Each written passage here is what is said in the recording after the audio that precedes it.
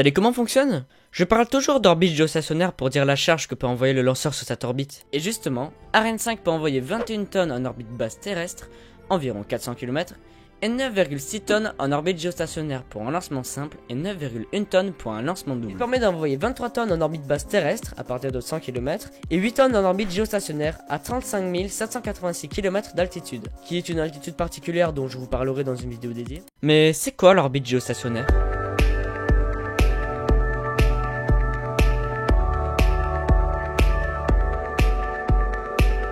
Tous les satellites ou stations spatiales en orbite autour de la Terre ne se trouvent pas forcément à la même altitude ou sur la même inclinaison. En réalité, chacun se trouve sur une orbite bien définie pour leur mission. Par exemple, la Station Spatiale Internationale, ISS, se trouve à 400 km d'altitude, sur une inclinaison d'environ 49 degrés. Cela lui permet de passer au-dessus de la plupart des zones habitées de la Terre et de permettre à n'importe qui de l'observer. Et elle se trouve à 400 km pour être suffisamment haute pour ne plus être trop gênée par l'atmosphère sans être trop loin pour facilement y amener des astronautes.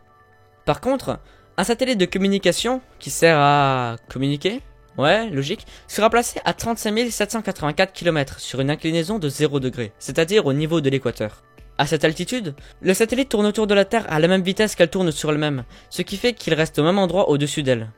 Comment ça se fait et pourquoi il doit être à une altitude si précise? Tout simplement car pour se mettre en orbite à basse altitude, il faut énormément lutter contre la gravité, il faut donc aller très vite pour ne pas retomber sur la Terre qui est très grosse juste en dessous, ce qui nous fera faire plusieurs tours de la Terre par jour. En revanche, à 3000 km d'altitude par exemple, la Terre est toute petite et la gravité beaucoup plus faible, ce qui fait qu'une petite vitesse suffira pour être en orbite. En revanche, on ne fera plus plusieurs tours de la Terre par jour, mais la Terre va tourner plus vite sur elle-même que nous tournons autour d'elle, et il nous faudra plus d'un jour pour en faire le tour. Vous l'aurez compris, selon l'altitude et l'orbite que l'on veut, on n'a pas le choix de la vitesse qui est imposée par la gravité et la taille de la planète. Mais du coup, ça ne répond pas à notre question principale. Patience, on y arrive. Le mot géostationnaire dans orbite géostationnaire vient du grec géo pour terre et du latin stationarius pour fixe, ce qui signifie qu'il s'agit d'une orbite fixe par rapport à la Terre. Alors, vous avez deviné?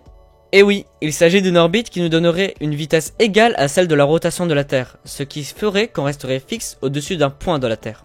Son altitude est de 35 784 km. C'est l'altitude qui donne l'équilibre parfait entre une orbite plus rapide que la vitesse de rotation de la Terre et une orbite plus lente. C'est pour ça qu'elle est très précise. Tiens, mais ça nous rappelle notre satellite de communication de tout à l'heure. Mais à quoi ça va nous servir d'avoir un satellite qui reste au-dessus du même point de la Terre? Ça peut tout simplement servir à retransmettre un signal en permanence sur un pays sans avoir de coupure par exemple.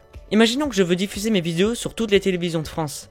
Je vais ouvrir une nouvelle chaîne par satellite, envoyer un satellite sur une orbite géostationnaire au-dessus de la France pour le diffuser sur ma nouvelle chaîne.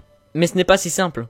L'orbite géostationnaire doit obligatoirement être sur l'équateur et la France se trouve aux alentours de 45 degrés au-dessus de l'équateur.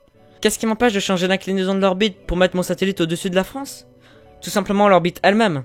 Lorsqu'elle est alignée avec l'équateur, elle suit toujours l'équateur, quoi qu'il arrive. Mais si je l'incline, alors elle va passer d'abord au-dessus de l'équateur, monter jusqu'à 45 degrés au-dessus de la France, puis elle va redescendre, passer en dessous de l'équateur, descendre jusqu'à moins 45 degrés au-dessus du sud de l'Afrique. Puis remonter et recommencer, et dans ces conditions, je ne peux pas diffuser mes vidéos en France. La solution est de rester au-dessus de l'équateur et d'incliner les antennes du satellite vers la France, pour envoyer les signaux vers les antennes qui les recevront là-bas. En France, on devra placer des antennes satellites dans un angle bien précis qui correspond à l'emplacement de mon satellite sur l'orbite géostationnaire. Si j'étais à l'équateur en dessous du satellite, il faudrait que je rentre mon antenne vers le zénith, le point au-dessus de ma tête, car le satellite se trouve à cet endroit par rapport à l'équateur. En France, il se trouve aux alentours de 45 degrés par rapport au zénith vers le sud, et c'est là-bas que je dois pointer mon antenne pour recevoir son signal.